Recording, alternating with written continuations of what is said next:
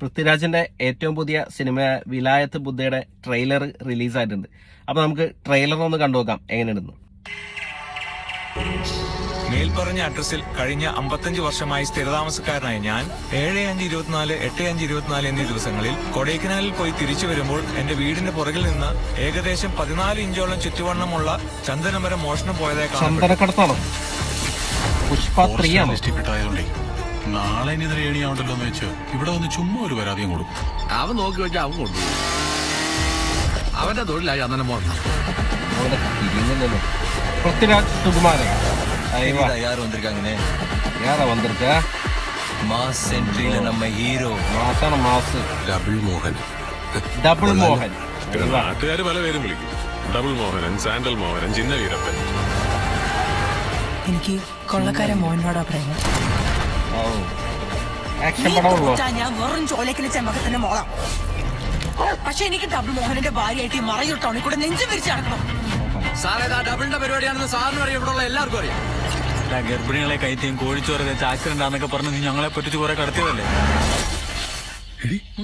ചന്ദനം. യശോധാവല്യം എന്നൊരു പ്രയോഗമുണ്ട് മലയാളത്തിൽ. ശുഭ്രനിറത്തിൽ വിലസി നിൽക്കുന്ന എന്നർത്ഥം. അതിന്റെ തണലിൽ നിന്നാ മതി തിളങ്ങും. അവനിങ്ങ് വരട്ടെ. തിലകന്റെ ഒരു ലുക്കല്ലേ? ഇടപാട് നമ്മൾ തമ്മിലാ. വേടത്തിന്റെ ഉടമ ഇതില് കക്ഷിയേ അല്ല.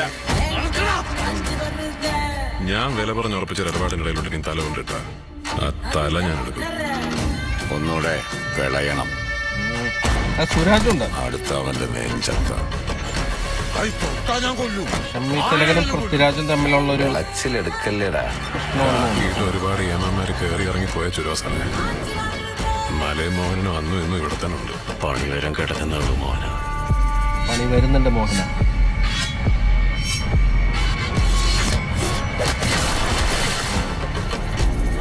ജെക്സ് ബിജോയ്, ജയൻ നമ്പ്യാർ.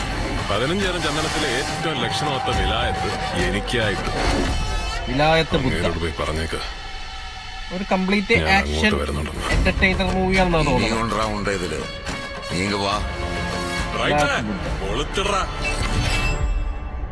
21 നവംബർ.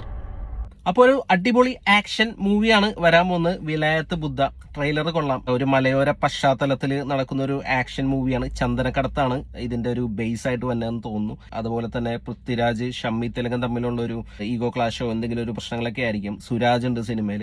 അപ്പൊ കൊള്ളാം. മൊത്തത്തിൽ ട്രെയിലർ നന്നായിട്ടുണ്ട്. ജയൻ നമ്പ്യാരാണ് ഈ സിനിമ സംവിധാനം ചെയ്തിരിക്കുന്നത്. അപ്പൊ നവംബർ 21 റിലീസ് ആവുന്നത്. അപ്പൊ എന്തായാലും സിനിമ കാണാം എന്ന് ഉറപ്പിച്ചിട്ടുണ്ട് ട്രെയിലർ കണ്ടിട്ട്. അപ്പൊ നിങ്ങൾ ഈ ട്രെയിലർ കണ്ടിട്ട് നിങ്ങളുടെ അഭിപ്രായം ഒന്ന് കമന്റ് ചെയ്യുക. വീഡിയോ ഇഷ്ടപ്പെട്ടാൽ ഒന്ന് ലൈക്ക് ചെയ്യാം.